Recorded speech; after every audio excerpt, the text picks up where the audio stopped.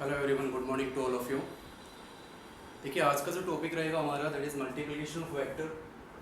Previous बहुत सारी videos में हमने अभी तक क्या पढ़ा है कि वेक्टर्स के एडिशन पढ़े हमने।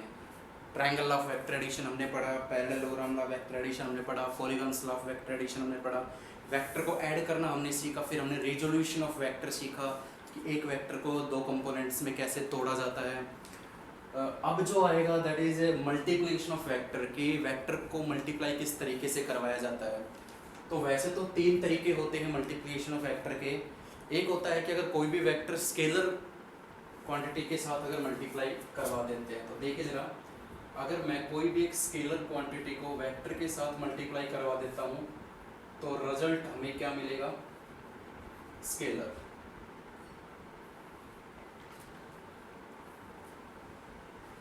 ठीक है, एक होता है वेक्टर को वेक्टर के साथ मल्टीप्लाई करवाने पर स्केलर मिलता है, और एक होगा हमें वेक्टर के साथ अगर वेक्टर की ही मल्टीप्लाई करवा दूं तो वेक्टर मिलेगा। मतलब दो वेक्टर क्वांटिटी को मल्टीप्लाई करवाने पे एक स्केलर क्वांटिटी मिले, दो वेक्टर क्वांटिटी को मल्टीप्लाई करवाने पे एक वेक्टर क्वांटिटी मिले, और एक स्केलर क्वांटिटी को वेक्टर क्वांटिटी के साथ मल्टीप्लाई करवाने पे एक स्केलर क्वांटिटी मिले। तो सबसे पहले हम ये देख लेते हैं। देखिए, इसका मैं एग्जांपल ले लेता हूँ।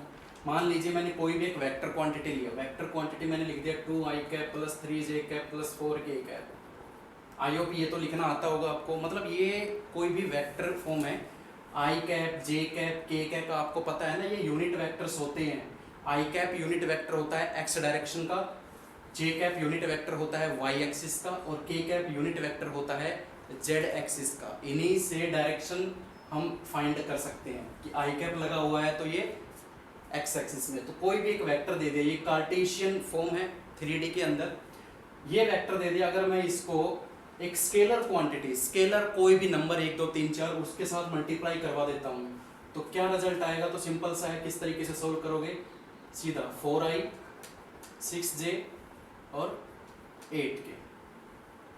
क्लियर हो गई बात कि अगर कोई भी स्केलर क्वांटिटी की वेक्टर के साथ मल्टीप्लाई किस तरीके से करवाई जाती है? इस तरीके से। तो ये तो डायरेक्ट मेथड था, इसका कोई वो नहीं है कितना खास। अब देखिए, वेक्टर को वेक्टर के साथ मल्टीप्लाई करवाने पे स्केलर क्वांटिटी कैसे?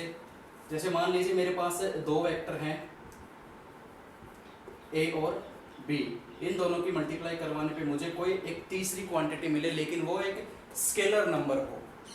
ये हम आगे जब सोल्व करेंगे तो डिस्कस कर लेंगे, ठीक है। और वेक्टर के साथ वेक्टर, यानी ए वेक्टर दे दिया को बी वेक्टर के साथ अगर मल्टीप्लाई करवाए तो एक सी वेक्टर मिलता है।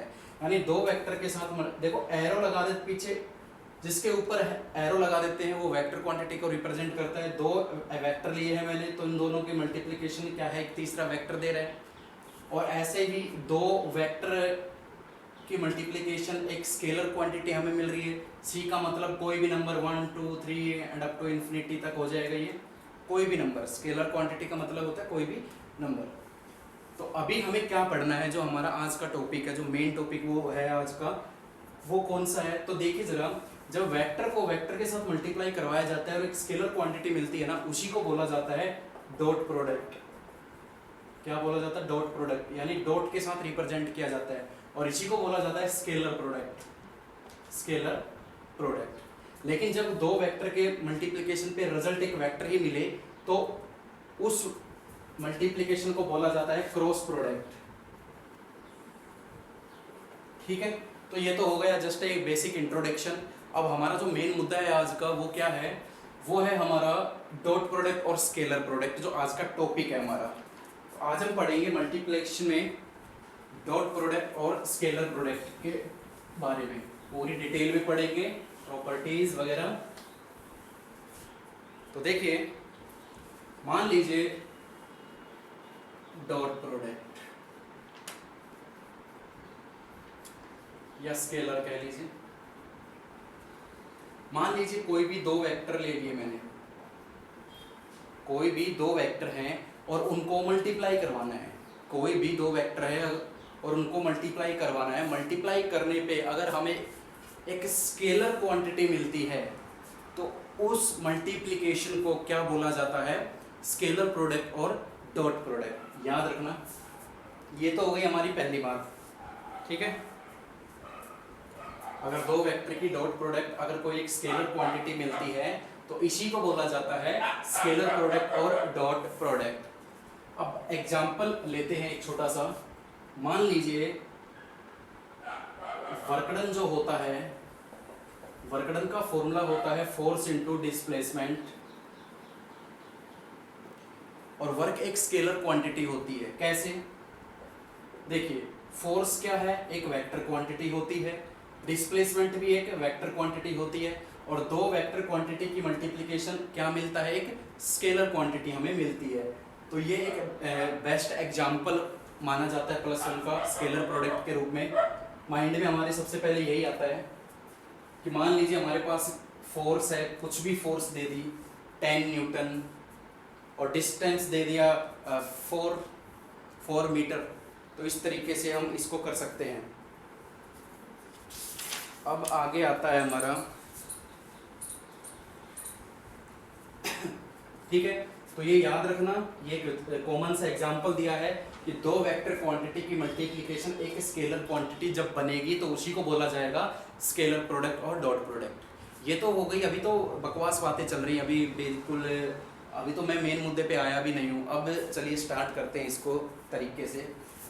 देखिए, A vector dot B vector का जो फॉर्मूला बनता है, जो फॉर्मूला हम पढ़ते हैं, वो है magnitude of A into magnitude of B into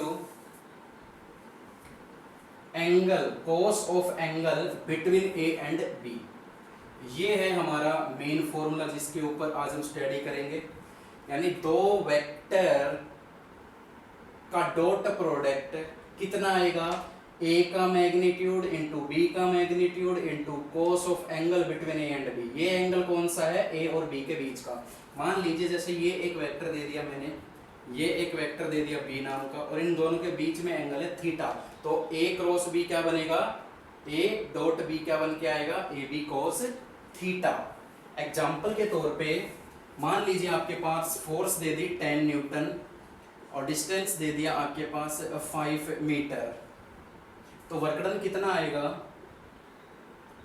work done कितना आ जाएगा? वर्कडन का फॉर्मूला क्या होता है? F इंटू एस होता है ना, force into displacement. Dot product है, डॉट प्रोडक्ट को हटाएंगे तो फॉर्मूला क्या बन के आता है? F का मैग्नीट्यूड S का magnitude into cos of angle. और मान लीजिए फोर्स इधर लग रही है और डिस्प्लेसमेंट इधर हो रहा है, दोनों के बीच का एंगल है 60 डिग्री। तो किस तरीके से सोल्व करोगे? फोर्स का मैग्नीट्यूड कितना दे रखा है? ये मैग्नीट्यूड होता है 10 into S 5 into cos theta कितना दे दिया? 60 डिग्री। तो इसको आप इजीली सोल्व कर सकते हो, कोस 60 1/2 करके इसको सोल्व कर सकते हो। ठीक है, 1/2 करूंगा तो ये आ जाएगा 25 जूल। तो हमेशा याद रखना, दो वेक्टर के बीच में अगर कुछ एंगल बन रहा हो तो उसका फॉर्मूला किस तरीके से बन के आता है? A B cos theta. A is the magnitude of A vector, B is the magnitude of B vector, and cos of angle, angle between A and B. आगे हम डिटेल में पढ़ते हैं। ये तो एक बेसिक फॉर्मूला हो गया जो कि न्यूमेरिकल्स में हमारे बड़े काम आएगा। अब हम जो मेन काम है हमारा, प्रॉपर्टीज पढ़ेंगे डॉट प्रोडक्ट की, कि डॉट प्रोडक्ट या स्केलर प्रोडक्ट की मेन प्रॉपर्टीज कौन सी है, मोस्ट इंपॉर्टेंट। तो ध्यान से देखिए, यहाँ तो सिर्फ आपको ये फॉर्मूला याद रखना है कि दो वेक्टर के बीच में डॉट प्रोडक्ट का फॉर्मूला क्या होता है? A B cos theta. अब देखिए फर्स्ट वन, देखिए A vector dot B vector is equal to B dot A. क्या मैं इसको इस तरीके से लिख सकता हूं? तो याद रखना, dot product A dot B को आप बी डॉट ए आराम से लिख सकते हो। इसको मैं प्रूव करवाता हूं। देखिए, ये पहली प्रॉपर्टीज है आपकी। मान लीजिए ये दो वेक्टर लिए आपने, that is A vector, that is B vector, and that is the angle between A and B. तो ए डॉट बी क्या हो जाएगा? A B cos theta. सबसे इंपॉर्टेंट बात मैं बताने जा रहा हूं यहाँ पे, ये जो एंगल है ना, ये वाला जो एंगल है, अब ए और बी के बीच में तो एंगल पीछे वाला भी हो सकता है, ये वाला भी हो सकता है। लेकिन स्टार्टिंग जब मैंने वेक्टर अलजेब्रा की करवाई थी तो मैंने आपको बताया था कि एंगल, दो वेक्टर के बीच में एंगल वही लोगे जो स्मॉल एंगल होगा, ठीक है, जो छोटा एंगल होगा, ठीक है। अब जरा ये देखिए कि ए डॉट बी कर रहा हूं मैं, तो ए से बी की तरफ जाना है आपको, तो ए से बी की तरफ, ऐसे ए से बी की तरफ जब आप जाओगे तो एंगल कितना है, थीटा। क्लियर हो गई। अगर मैं ये ए वेक्टर है, ये बी वेक्टर है, अब मैं b डॉट ए करने जा रहा हूं, तो इसका फॉर्मूला क्या बनेगा, b का मैग्नीट्यूड a का magnitude cos of b dot a का मतलब है b से a की तरफ जा रहे हैं, b से a की तरफ ऐसे जाएंगे, b से a की तरफ नहीं भैया, a से b की तरफ तो ऐसे चले गए थे हम, थीटा था। अब हमें b से a की तरफ आना है, तो b से a की तरफ ऐसे आएंगे, तो ये एंगल कितना हो जाएगा, पूरा एंगल कितना था 360 डिग्री का, 360 में से ये कितना बच जाएगा हमारा 360 माइनस थीटा, तो ये क्या आ जाएगा, बी ए कोस 360 माइनस थीटा। ये कुछ एक बेसिक ट्रिग्नोमेट्री फॉर्मूलाज है, धीरे धीरे आपके याद हो जाएंगे।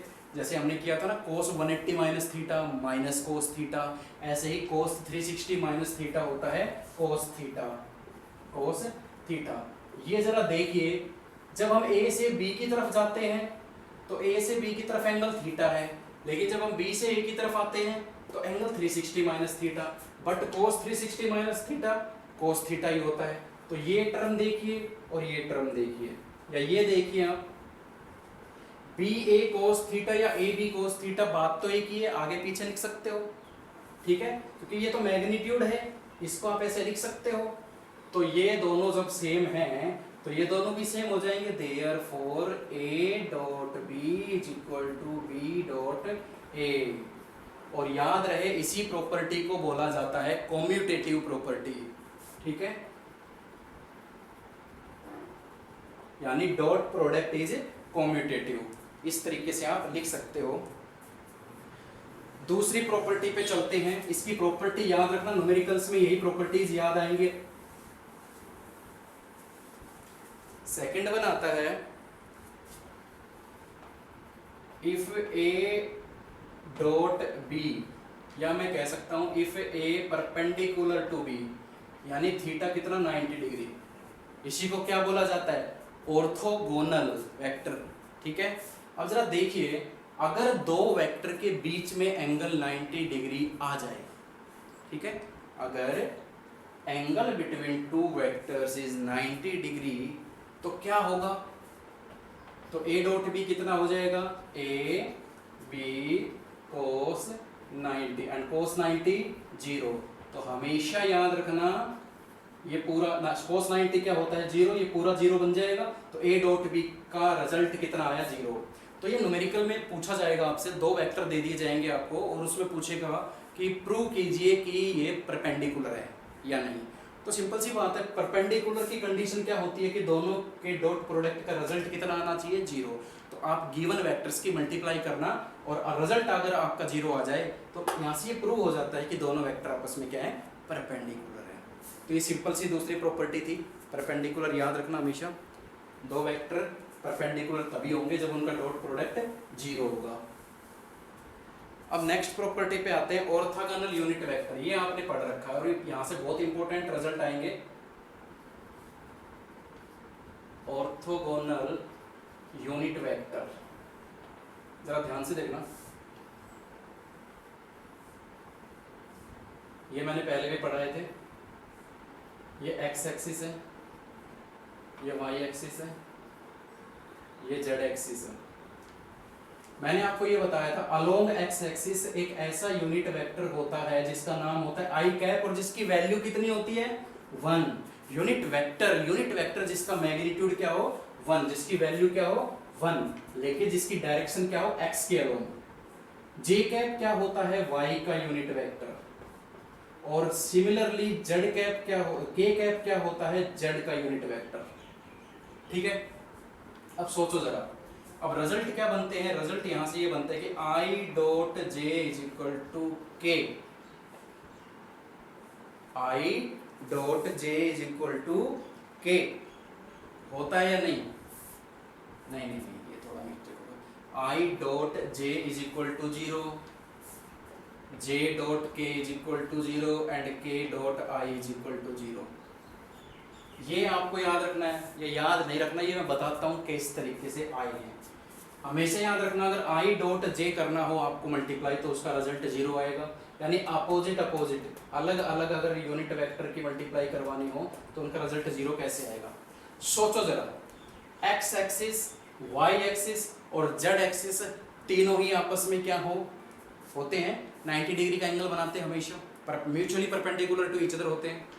तो यहाँ से देखिए, अगर x और y 90 डिग्री का एंगल बना रहे हैं, x और y, x मान लीजिए x वेक्टर है, x वेक्टर परपेंडिकुलर है y वेक्टर के, तो x डॉट y क्या बन जाएगा, x y cos 90 0, तो x dot y is equal to 0, और x का यूनिट वेक्टर क्या होता है i कैप, और y का यूनिट वेक्टर क्या होता है j cap is equal to 0।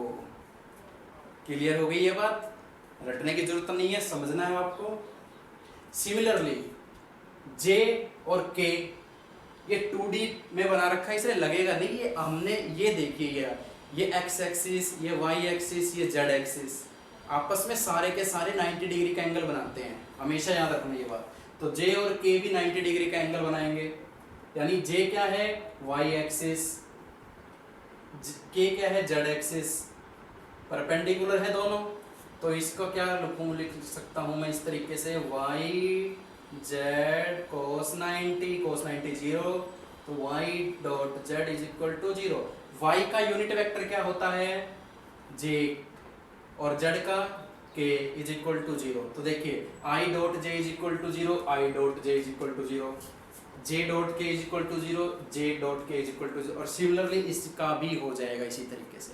तो ये बात याद रखना हमेशा, ये बहुत इंपॉर्टेंट रिजल्ट है, आपके काम आएंगे ये। चलिए नेक्स्ट प्रॉपर्टी पे चलते हैं इसकी, कि i dot i is equal to 1, j dot j is equal to 1 and k dot k is equal to 1। ये क्या है, ये किस तरीके से आएंगे? तो बिल्कुल सेम है, पजल होने की जरूरत नहीं है, इसका भी कर लेते हैं इसी तरीके से। देखिए i डॉट i यानी x डॉट x, अरे i किसका यूनिट वेक्टर है, x एक्सिस का, तो दोनों आपस में अगर मैं दोनों की डॉट प्रोडक्ट करवाऊं तो दोनों x डॉट x दोनों एक ही डायरेक्शन में है, तो एंगल कितना होगा दोनों के बीच में 0। अरे जब दो चीजें एक ही डायरेक्शन में चलती है तो दोनों के बीच में एंगल कितना होता है 0, तो x cos 0, तो x डॉट x कितना बन जाएगा, ये क्या है, ये तो 1 बन गया ना, और x क्या है, x का magnitude 1 dot 1, x dot x is equal to 1। नहीं आया समझ में, ये 1 क्यों लिया, अरे यूनिट वेक्टर की बात हो रही है ना, तो i की वैल्यू भी 1 है, z की वैल्यू भी 1 होती है, और k की वैल्यू भी, यहाँ पे यूनिट वेक्टर की बात हो रही है जिसका मैग्नीट्यूड हमेशा 1 होता है। तो cos 0 तो पहले ही 1 हो चुका, x और x दोनों का मैग्नीट्यूड भी 1 × 1 1, तो x डॉट x का यूनिट वेक्टर क्या है i कैप, x का यूनिट वेक्टर क्या है i cap is equal to क्या है 1। Similarly k dot k is equal to 1। Simple सी बात है। ये 0 क्यों हुए, क्योंकि इनके बीच में 90 डिग्री का एंगल था। ये 1 क्यों हुए, क्योंकि इनके बीच में 0 डिग्री का एंगल था और इनका मैग्नीट्यूड 1 है। तो बड़ा सिंपल से ये प्रॉपर्टीज हैं। अब एक प्रॉपर्टीज और बचती है जो इम्पोर्टेंट है, वो भी बता देता हूँ मैं।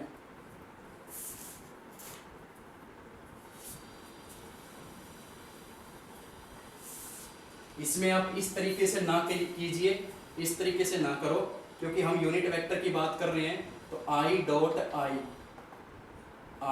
i इज इक्वल टू 1, तो i का ही लेके चलेंगे हम।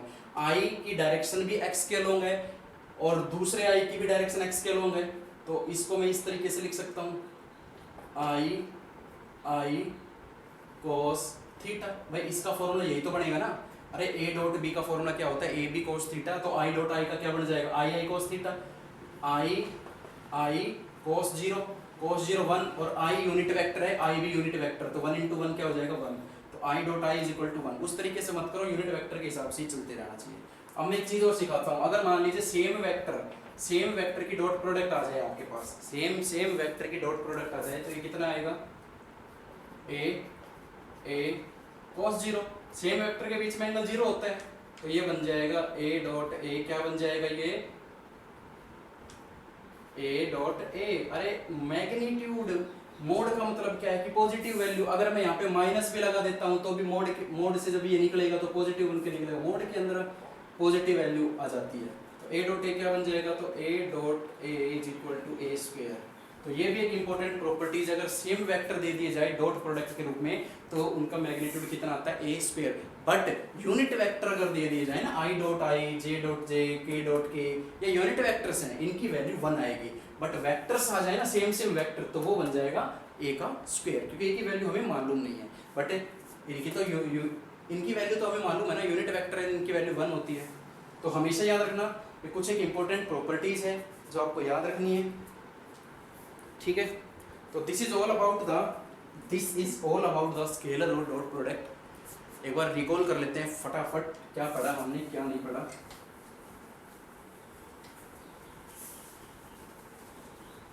देखिए, पहली चीज जो आपको याद रखनी है वो है कि दो वेक्टर की डॉट प्रोडक्ट किसके बराबर होती है, A B cos theta, A B cos theta.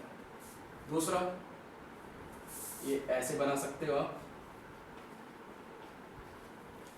दूसरा हमने पढ़ा कि a dot B, if a dot B is equal to 0 then a perpendicular to b। ये प्रॉपर्टी हमने पढ़ी कि अगर किसी भी दो वेक्टर की मल्टीप्लाई 0 आ जाती है, डॉट प्रोडक्ट अगर 0 आ जाता है, इसका मतलब दोनों आपस में क्या है, ऑर्थोगोनल यूनिट वेक्टर, यानी 90 डिग्री का एंगल बना रहे हैं। तीसरी प्रॉपर्टी हमने पढ़ी कि आई dot I is equal to J dot J is equal to K dot K, इनकी वैल्यू होती है 1। फिर हमने पढ़ा कि आई dot J is equal to 0, J dot के इज इक्वल टू 0 एंड के dot I is equal to 0, ठीक है। फिर हमने पढ़ा कि अगर सेम वेक्टर की मल्टीप्लाई डॉट प्रोडक्ट आ जाती है तो उसका स्क्वायर बन जाता है। ये कुछ एक मोस्ट इंपॉर्टेंट प्रॉपर्टीज है, हमेशा याद रखना। और लास्ट प्रॉपर्टी ये थी हमारी कि ये कॉम्यूटेटिव होता है, A dot B is equal to B dot A. मैं इसको इस तरीके से भी लिख सकता हूँ। ये ऐसी इंपॉर्टेंट प्रॉपर्टीज है, इन सभी के ऊपर मैं एक एक दो न्यूमेरिकल करवाऊंगा और एग्जाम्स में जरूर पूछे जाते हैं डॉट प्रोडक्ट के ऊपर न्यूमेरिकल। इन प्रॉपर्टीज, हर एक प्रॉपर्टीज का यूज होगा, हर एक प्रॉपर्टी के ऊपर न्यूमेरिकल बनेगा। परपेंडिकुलर के ऊपर भी न्यूमेरिकल है, कोस, यहाँ से देखो एंगल निकालने के ऊपर भी न्यूमेरिकल है। अब जरा देखिए, एंगल अगर आप पूछ लिया जाए तो एंगल क्या बनेगा, यहाँ से cos theta is equal to A dot B upon A का मोड और बी का मोड, ये एंगल बन सकता है, ठीक है। इसके ऊपर भी न्यूमेरिकल बनेगा। ये प्रॉपर्टीज तो हर बार यूज होगी आपकी, ठीक है। और ये कॉम्यूटेटिव प्रॉपर्टी भी बहुत बार यूज होगी। तो स्केलर प्रोडक्ट के ऊपर जो थ्योरेटिकल पोर्शन था वो मैं करवा चुका हूँ। डेफिनेटली ये चीजें आपको याद रखनी है। तो this is all about the scalar और डॉट प्रोडक्ट। प्रॉपर्टीज आपके माइंड में हमेशा होनी चाहिए न्यूमेरिकल करते वक्त। तो आई होप क्लियर हो गया होगा।